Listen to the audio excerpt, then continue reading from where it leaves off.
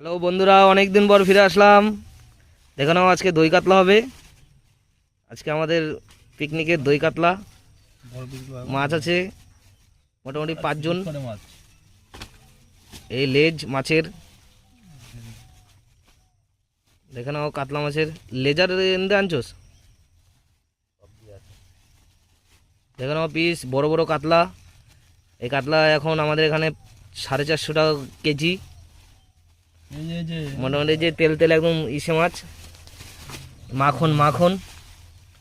এগুলো কি মাছ দেখো, মাছের মাথা এনেছি, টক ইসে ডাল হবে, মুগ ডাল।